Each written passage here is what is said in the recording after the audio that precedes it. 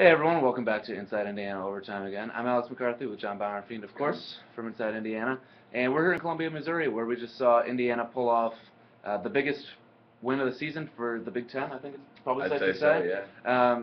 Yeah, we were talking before the game about, has the Big Ten team beat a ranked opponent yet this season? And we couldn't think of one. Don't think so.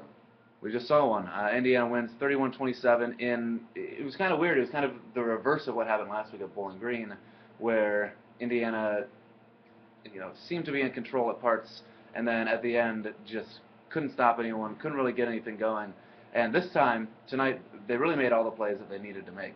Early, late, there were some 3-and-outs, there were some missed throws, a couple mishaps on special teams. But really, other than that, this is probably the most complete game effort that I've seen from Indiana in a long time. I have to agree that it was a very consistent performance.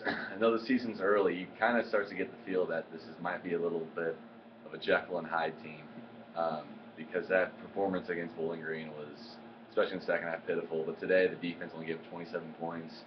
Though they did give up nearly 500 yards of offense, it really didn't feel like that. No. And besides a few big plays, the defense played very well. The one thing that stood out to me was, though Brian Noor was sending an extra defender or two nearly every down, the pass rush was always there. Matty Mock was a very talented quarterback. Really didn't have time to get comfortable, step back, and really lean into his throws. No, not at all. And IU made 11 tackles for loss, which is the most that I can even fathom this defense making in at least the Kevin Wilson era, maybe the Bill Lynch era. I don't know. I can't even think about the last time that Indiana had 11 tackles for loss. And it wasn't like one guy had a huge game or anything like that. It's weird. If you look at the defensive stat sheet, there isn't a player on IU's defense that had more than a tackle and a half for loss. It was just, there was somebody in the backfield every play.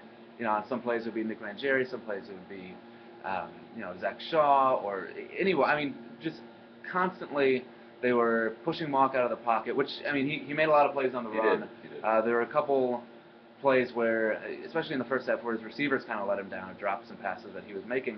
And he actually, I think, played fairly well. But again, he was never, ever able to become comfortable in the pocket throughout the game. And then, and that was really the story of the day, was the defense from IU. It was, like you said, there were a lot of yards. There were a couple of huge plays that IU allowed. There was a 68-yard touchdown run, 45-yard touchdown pass. But other than that, it was a very consistent, hard-hitting, fairly disciplined attack. And then, I don't know if I was going to say, I totally agree with you. I feel like the defense is going to be a little overshadowed with that last-minute drive when they scored with 22 seconds left. But speaking about that, Indiana, they lost because of the pass interference calls last week, or that was a big reason. Yeah. And this week, a 4th and 6 from their own 29-yard line, or something like that. Yeah.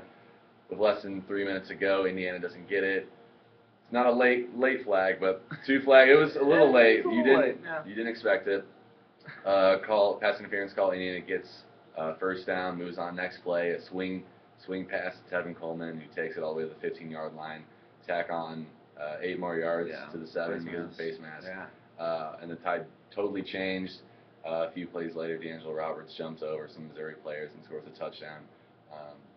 And the crowd, which was very loud, maybe 5 minutes ago, was dead silent. It was 68,000 people. Yeah. Like huge crowd here. Great atmosphere. And like you said, they totally silenced them with that last drive. With that pass interference call, it was just, you said it perfectly. It was just so weird that last week on the final drive of the game, it was Indiana making these kind of undisciplined plays that kind of cost them the game on that last drive.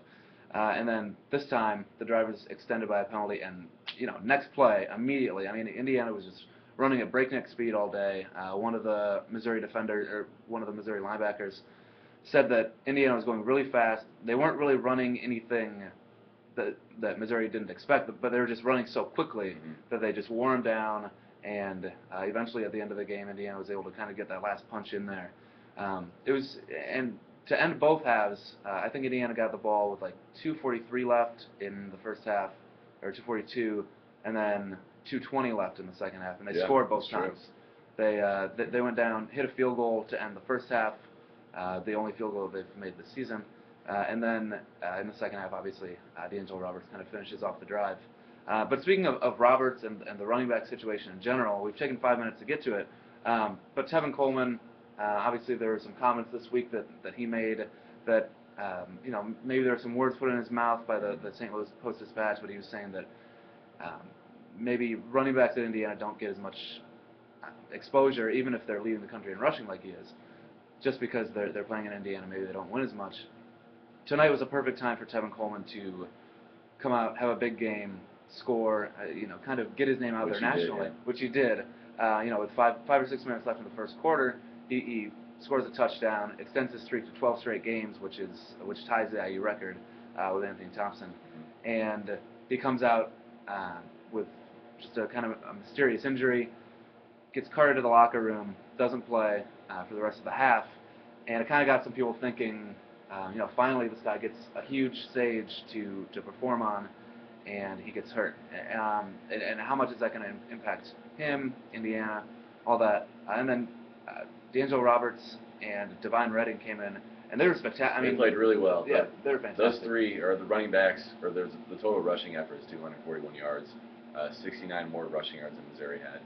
And that's what the running quarterback did. Yeah. In mock. Yeah, that's true. And it's kind of something that goes a little bit understated because last year it was kind of Tevin Coleman, Stephen Houston. They kind of shared the job, and D'Angelo Roberts was there, but kind of in situations.